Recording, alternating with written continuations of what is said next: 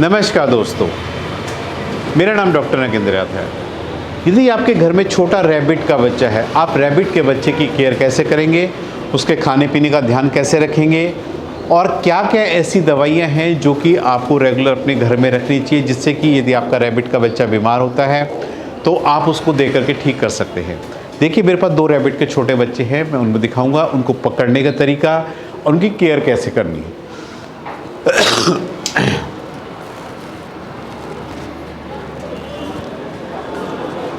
ये देखिए, ये मेरे पास 2 रैबिट के छोटे छोटे बच्चे हैं।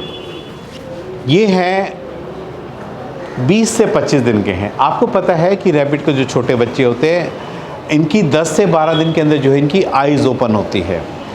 और छोटा बच्चा जो अक्सर जो है ये माँ के नीचे रहता है, ये अक्सर जो है केवल दूध पीता है, मदर मिल्क लेता है।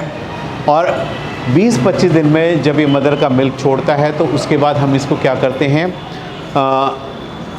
ये देखिए, हमने इसको सबसे पहले क्या करना है, एक तो हम इसको क्या है दूध पिला सकते हैं। दूध पिलाने का तरीका क्या है, आप इसको कॉटन का निप्पल बना करके आप इसको दूध दे सकते हैं, या ये देखिए, ये जो सॉफ्ट टाइट है, देखिए ये देखिए, इस तरह जो धनिया पत्ता होता है, ये देखिए मैं आपको दिखाता हूँ। ये जो धनिया पत्ता होता है, आप इसको सॉफ्ट धनिया पत्ता आप अपने बर्ड्स को दीजिए। देखिए, ये देखिए कितने खुश होकर के खाता है। आपको पता है कि इनके दांत इतने मजबूत नहीं होते स्टार्टिंग में, तो आप इनको जो है स्टार्टिंग में, ये देखिए, आप इनको इस तरह जो है धनिया पत्ता दे दीजिए। ये धनिया पत्ता जो है बड़े खुश होकर के खाते हैं। रैबिट्स के जो बच्चे होते हैं काफ़ी सेंसिटिव होते हैं, यानी एक चीज़ ध्यान रखिए कि रैबिट्स को कभी भी नहलाना नहीं चाहिए। ये देखिए, यहाँ पे आराम से ये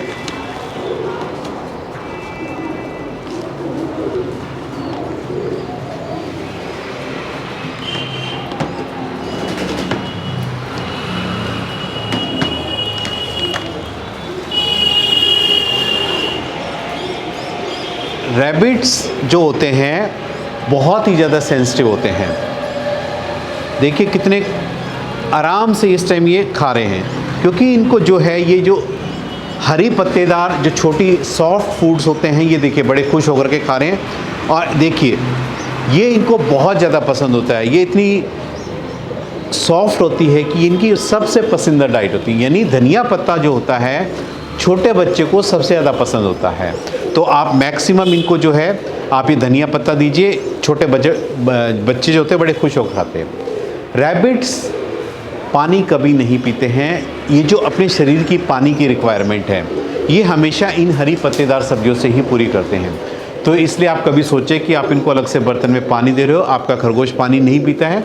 अपने शरीर की पानी की पूर्ति जो है ये इन्हीं हरी पत्तेदार सब्जियों से कर लेते हैं, क्योंकि इनकी रिक्वायरमेंट कम होती है पानी की। और ये जितनी भी ग्रीन लीफी वेजिटेबल्स हैं, इनमें पानी जो होता है भरपूर मात्रा में होता है, तो इसलिए ये अपने पानी की पूर्ति हमेशा ऐसे ही कर लेते हैं। तो इसलिए अलग से पानी देने की ज़रूरत नहीं है। आप इनको जो है दूध भी पिला सकते हैं, क्योंकि रैबिट्स को जो है दूध डाइजेस्ट कर लेते हैं, ऐसी कोई दिक्कत नहीं है। आप बॉटल के अंदर निप्पल के द्वारा आप छोटे बच्चों को दूध दे सकते हैं, या ड्रॉपर की सहायता से आप छोटे बच्चों को दूध पिला सकते हैं। रैबिट्स को कभी भी नहलाना नहीं चाहिए, ये इतने ज़्यादा सेंसिटिव होते हैं। कई बार अक्सर मैंने देखा है कि लोग गलती से जब इनको नहला लेते हैं तो भीगने के कारण ऑटोमेटिक ठंड की वजह से इनकी डेथ हो जाती है। ये जब भी कभी गंदे हो जाएं, आपको लगता है कि मिट्टी में लग गया है, गंदे हो गए, आप इनको कुछ मत कीजिए, हल्का सा कपड़ा ले करके कपड़े से साफ़ कर दीजिए ये, और इनको किसी ऐसी जगह पे छोड़ दीजिए जहाँ धूल मिट्टी ना हो। तो धीरे धीरे ये अपनी बॉडी को अपने आप क्लीन कर लेते हैं और ये बिल्कुल साफ़ सुथरे होते हैं। यानी जो इनका जो आप देख रहे हो कि ये जो वाइटिशपन है, आपको लगता है कि पीले हो गए हैं, कि जैसे ही आप इनको ये देंगे तो ये धीरे धीरे आप इनको डेली स्पंज करके छोड़ देंगे तो ऑटोमेटिक जो है आपके जो रैबिट्स हैं ये एकदम बिल्कुल क्लीन हो जाएंगे। ये देखिए, तो रैबिट्स को कभी भी नहलाना नहीं चाहिए। और अक्सर लोग क्या करते हैं कि उनका जो पानी में गीले होने के बाद ही उनके डेथ होने का सबसे बड़ा रीज़न हो, क्योंकि उनको पानी बिल्कुल बर्दाश्त नहीं होता। नेचर के अंदर भी क्या है, आप देखेंगे ज़मीन के अंदर घुस जाते हैं जब बारिश आती है, पानी में कभी नहीं भीगते हैं। पानी में भीगने से ये बहुत जल्दी बीमार होते हैं, इनको ठंड बहुत ज़्यादा लग जाती है, यानी निमोनिया होने के चांसेस रहते हैं। इसलिए रैबिट्स को कभी भी न नहलाएं। खाने में केवल हरी पत्तेदार सब्जियां, टमाटर, खीरा, भिंडी, ये सारी चीज़ें खाते हैं। पत्ता गोभी भी बहुत खुश होकर के खाते हैं। तो इनकी डाइट में केवल हरी पत्तेदार सब्जियों का ये कॉम्बिनेशन आप रखेंगे, आपका रैबिट्स कभी बीमार नहीं रहेगा। एक जो है रैबिट्स को आपको पता है, इनके टीथ्स की रेगुलर एक्सरसाइज होनी चाहिए, यानी यदि आप कोई भी इनको चबाने की चीज़ नहीं दोगे तो इनके जो दांत हैं, ये इनकी जो शेप है छोटी बड़ी हो जाएगी। उस टाइम में क्या है, इनको काफ़ी दिक्कत होती है। उस परिस्थिति में कई बार क्या होता है कि आपको इनके दांत कटवाने भी पड़ जाते हैं, जब टीथ्स इरेगुलर हो जाते हैं, ऊपर नीचे इनकी शेप्स डिसिमिलर हो जाती हैं। यदि आप इस तरह की हार्ड वाली चीज़ें जैसे गाजर को देंगे या धनिया पत्ता, पालक पत्ता, पत्ता गोभी, ये हार्ड चीज़ें आप इसको चबाने को देंगे तो ऑटोमेटिक क्या है, आपके रैबिट्स में इस तरह की कभी भी टीथ से रिलेटेड इनकी प्रॉब्लम कभी नहीं आएगी। एक रैबिट्स में क्या होता है, सबसे ज़्यादा तो आप देखेंगे कि इनकी नोज़ के ऊपर फंगल इन्फेक्शन बहुत ज़्यादा होता है। अक्सर वो नोज़ वाली टिप पे या इनके ईयर के ऊपर फंगल इन्फेक्शन बहुत ज़्यादा होता है। यदि आपको कुछ लगता है कि इस प्रकार का फंगल इन्फेक्शन आप अपने रैबिट्स में नोट कर रहे हैं, तो उसका सबसे बेस्ट तरीका है, जब भी कोई आप हल्का सा फंगल इन्फेक्शन इसके पैरों में या बॉडी पे कहीं भी नोटिस करते हैं, आप कुछ मत कीजिए।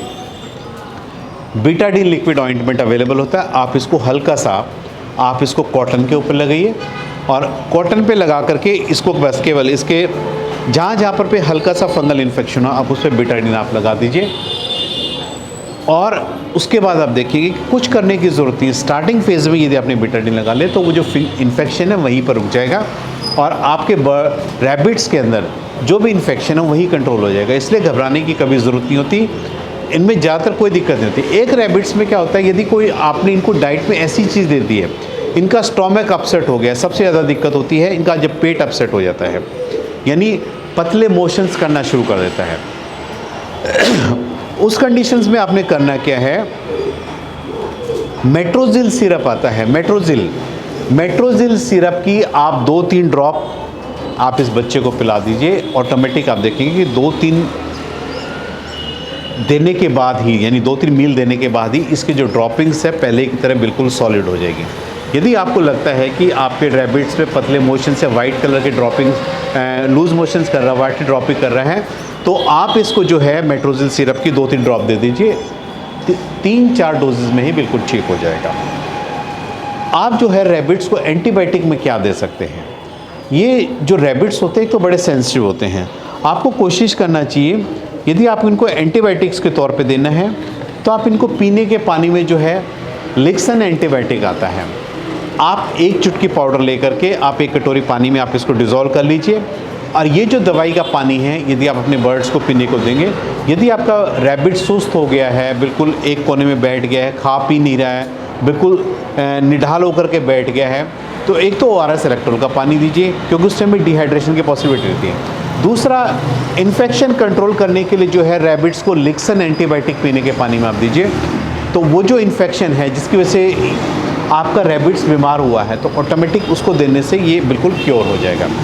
तो आज मैंने इस वीडियो के माध्यम से आपको बताया है कि कैसे आप रैबिट्स की केयर कर सकते हैं और इनको नहलाना बिल्कुल नहीं है, सबसे बड़ा मेन होता है रैबिट्स को जीवन में कभी भी मत नहलाइए, पानी का टच मत दीजिए, सिर्फ गीले कपड़े से स्पंज करते रहिए। तो एक अच्छी डाइट दे करके आप एक रैबिट्स को एक नॉर्मल लाइफ स्पैन आप दे सकते हैं। इनमें जो है मेल फीमेल आइडेंटिफाई करने भी बड़ा इजी होता है। आप इसमें रैबिट्स में क्या करना है, यदि आपने मेल फीमेल आइडेंटिफाई करना है, उसका सही तरीका ये है कि आपने इसके टेल वाले पोर्शंस को आपने यहाँ ऐसे इसको प्रेस करके देखना है। जो मेल्स होता है, मेल्स के अंदर जो है आप इजीली आप देखेंगे कि मेल्स के अंदर आप पेनिस को आप इजीली आइडेंटिफाई कर सकते हो, और फीमेल्स के केस में जो है पेनिस नहीं होगा, वहाँ पे आप उसके वेजाइनल जो ऑर्गन्स है, वेजाइना का जो पोर्शन है वो आपको इजीली आइडेंटिफाई करें। तो मेल और फीमेल्स को आइडेंटिफाई करना भी छोटे बच्चे में बड़ा ही ईजी है। आप उसको चेक करके उसके टेल वाले पोर्शन पे इजीली आप आइडेंटिफाई कर सकते हो।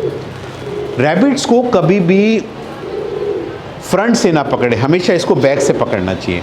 और एक कोशिश करना चाहिए यदि आप इनको पकड़ना है तो इनके ईयर्स पे से पकड़ ली, क्योंकि इनके ईयर्स जो होते हैं काफ़ी मजबूत होते हैं और इनको पकड़ने का यही सबसे तरीका है।